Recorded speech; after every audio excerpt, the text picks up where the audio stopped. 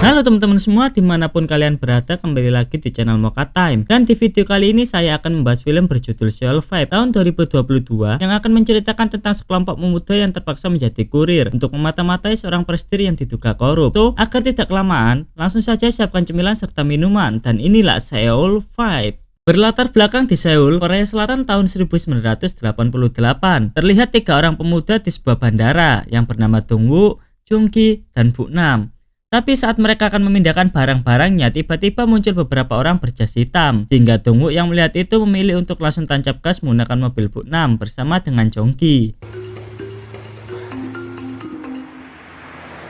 Sesampainya di kampung halamannya, Dongwoo terkejut dengan keadaan kampungnya yang terlihat seperti tempat pembuangan sampah. Beberapa saat kemudian muncul 2 mobil hitam yang ternyata mengejar Dongwoo. Di situ juga terlihat teman masa kecil sekaligus musuh bebuyutan Dongwoo, yaitu Galji. Karena kedatangan Galji, Dongwoo memanfaatkannya untuk bisa kabur dari kejaran 2 mobil hitam tadi.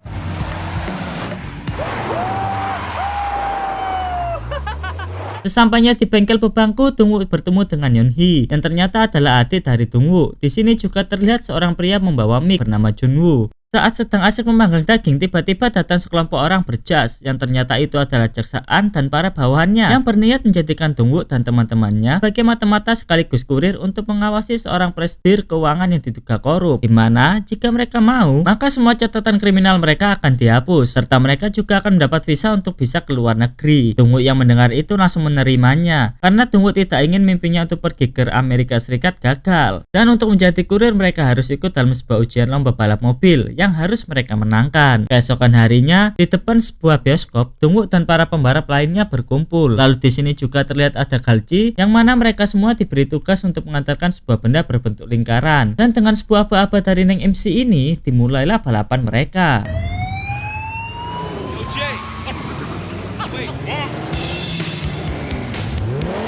Dengan kemampuan Dongwoo yang di luar nalar, dia berhasil melumpuhkan salah satu musuhnya. Bahkan Dongwoo juga berhasil mengalahkan Galji dan membuat bannya bocor.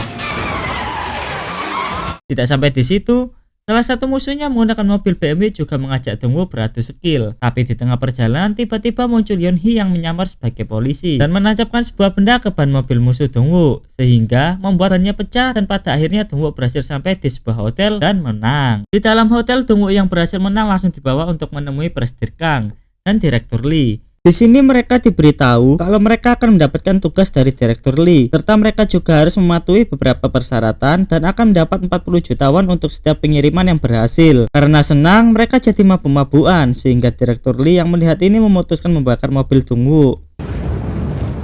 Keesokan harinya, Dongwoo kembali menemui jaksaan untuk meminta mobil pengganti agar bisa melanjutkan tugasnya sebagai kurir Prestir Kang. Lalu jaksaan membawa Dongwoo dan timnya ke sebuah garasi dan menyuruh mereka untuk memilih-milih mobil sesuka hati mereka.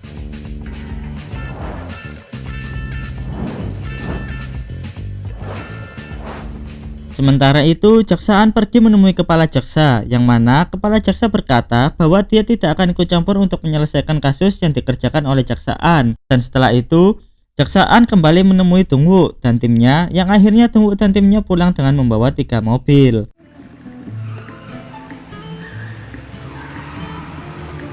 Di sebuah kuil, Dongwoo dan timnya kembali menemui Prestir Kang, di mana Prestir Kang memberitahu mereka barang yang akan mereka antarkan yaitu uang yang berjumlah sekitar 5 miliar won. Lalu sebelum melakukan tugas itu, Dongwoo kembali ke bengkelnya untuk merancang sebuah mobil yang akan mempermudah pekerjaannya. Dan setelah mobil itu selesai, dimulailah misi pengiriman mereka.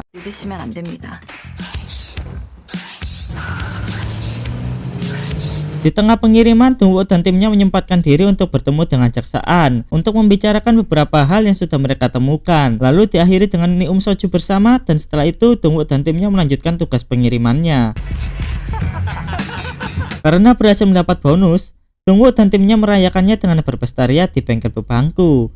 Keesokan harinya di sebuah restoran cepat saji, Dongwoo dan timnya sedang makan bersama, di mana Junwoo berkata kalau dia mungkin sudah berhasil sedikit disukai oleh Prestir Kang dan sekretarisnya. Sedangkan Yeonhee mengungkapkan keinginannya untuk memiliki sebuah apartemen. Lalu tak lama kemudian Junwoo pergi untuk melanjutkan tugasnya. Sementara itu, Dongwoo, Yeonhee, Buknam dan Jungi pergi menemui Prestir Kang. Yang di sini Prestir Kang memberikan bonus Dongwoo dan timnya yang sudah menyelesaikan tugasnya berupa sebuah apartemen dan uang sebesar 100 juta won. Dan seperti anak muda pada pada umumnya, saking senangnya mereka mulai menghabiskan uang mereka dengan kobam bersama di sebuah kawasan hiburan, sampai-sampai mereka terkena razia dan masuk sebuah liputan berita di TV.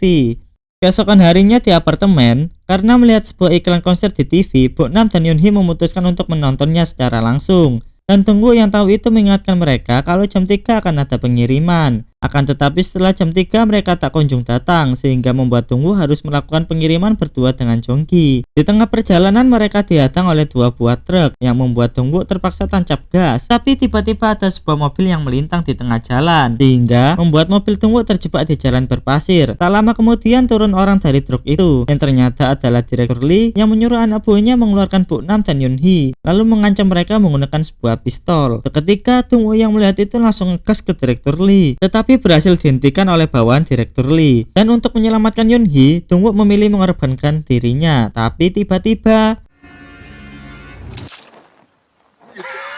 ternyata pistol yang dipegang Direktur Lee adalah pistol mainan, yang mana tujuan asli Direktur Lee hanya untuk menguji Dongwook dan timnya. Sementara itu, Junwoo yang berhasil mendekati sekretaris Kim mengajaknya untuk makan malam, yang akan dilanjutkan dengan enak-enak. Tapi saat sekretaris Kim mandi, Junwoo melanjutkan misinya, yaitu mereplika kunci ruangan khusus Presdir Kang. Di lapangan golf, Presdir Kang yang berbincang-bincang dengan para presdir lain tiba-tiba berpamitan untuk menemui sang jenderal di sebuah acara makan malam. Di ruangan makan malam yang baru disiapkan juga terdapat seorang neng pelayan yang menyelipkan alat perekam suara.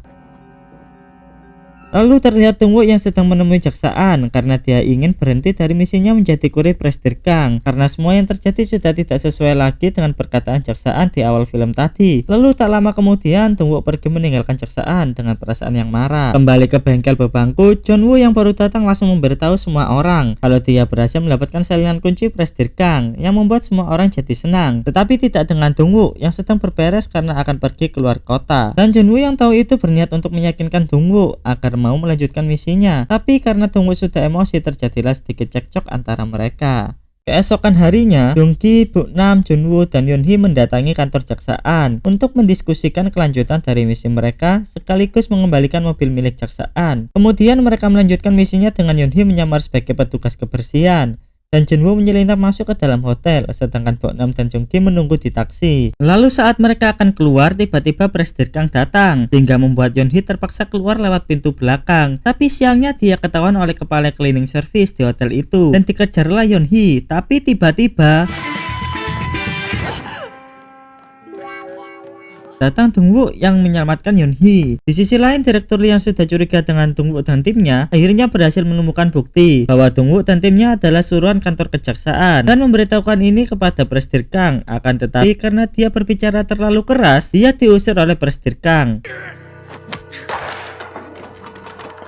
Setelah mendapatkan buku rekening Presdir Kang, Dongwook dan Junwoo pergi ke kantor Jaksaan untuk memberikan buku rekening Presdir Kang. Akan tetapi sesampainya di sana terlihat kantor Jaksaan yang sudah berantakan. Junwoo yang menemukan visa mereka langsung mengambilnya. Akan tetapi saat mereka akan pergi meninggalkan kantor Jaksaan, Junwoo mendengar suara Jaksaan dan pergi mengeceknya. Sedangkan Dongwook pergi untuk menyalakan mobil. Tapi tiba-tiba Dongwook terkejut karena Jaksaan jatuh dan menimpa mobil Dongwook. Di sini Jaksaan yang sekarat memberikan kunci mobilnya kepada Dongwook. Sedangkan dari belakang terlihat Junwoo yang dikejar-kejar oleh beberapa orang. Dongwook yang melihat itu langsung lari untuk menyalakan mobilnya. Akan tetapi Junwoo berhasil tertangkap, yang mana diketahui bahwa semua ini adalah ulah dari Direktur Lee.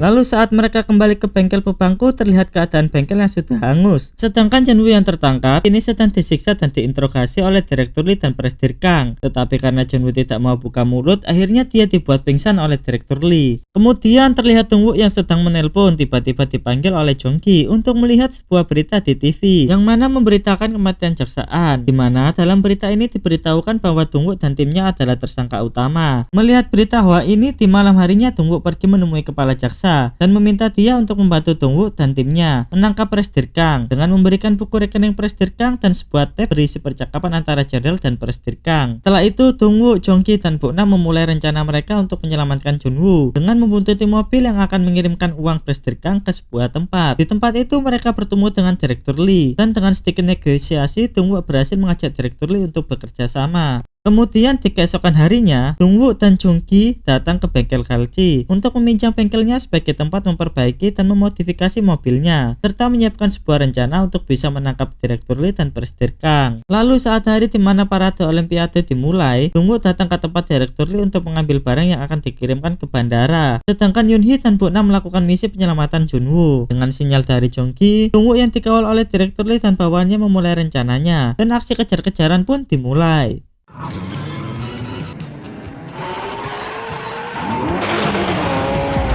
Saat di tengah kejar-kejaran datang Bokna dengan taksinya dan datang membantu Dongwook untuk menghalangi para bawahan Direktur Lee. Akan tetapi tak lama kemudian nasib sial mendatangi Bokna yang membuat mobilnya tertabrak dan terguling. Sesampainya di kerumunan parade, Dongwook datang menghampiri Galchi dan meminta dia untuk menyalakan semprotan asap, sehingga membuat para polisi juga ikut mengejar Dongwook dan Direktur Lee. Lalu saat sudah melewati parade, muncul Yoonhee dan Jonggi yang melempari mobil Direktur Lee dengan cat agar bisa memperlambatnya. Saat sampai di bandara, Dongwook yang masih dikejar Direktur Lee dibantu oleh Yoonhee, dan secara tiba-tiba datang Junwoo yang langsung menabrak mobil Direktur Lee sehingga membuat mobilnya terhenti. Lalu saat kepala jaksa dan para polisi akan menangkapnya, mobil Direktur Lee meledak. Kembali ke Dongwook, dia yang dibantu oleh timnya berhasil menaikkan mobilnya ke dalam pesawat. Berbekal kamera tersembunyi yang ada di mobilnya, Dongwook berusaha mengungkap kelicikan Presiden Kang yang mengakibatkan perkelahian antara mereka jadi. Dan saat Dongwook terjun bebas menggunakan mobilnya, dia dengan tidak sengaja juga ikut menyeret uang milik Presiden Kang, sehingga membuatnya terbang berhamburan. Dan dengan menggunakan parasut yang sudah dia pasang di mobilnya, Dongwook berhasil selamat. Di akhir film terlihat Presiden Kang yang telah ditangkap oleh polisi, dan Dongwook serta timnya juga memutuskan untuk pergi ke Los Angeles dengan menggunakan sebuah tas yang berisi uang yang dikeluarkan oleh Dongwook. Tamat, ending yang sangat mengseulkan. Oke, pesan yang bisa kita dapat dari film ini adalah jangan pernah mencoba untuk korupsi, karena hanya membuat hidup tidak tenang. Tapi hal ini hanya berlaku di film ya guys. Saya selaku direktur serta editor utama di channel ini mengucapkan terima kasih karena kalian telah menonton video ini sampai habis. Jangan lupa like, share, and subscribe video ini, dan sampai jumpa di video selanjutnya. Meledak.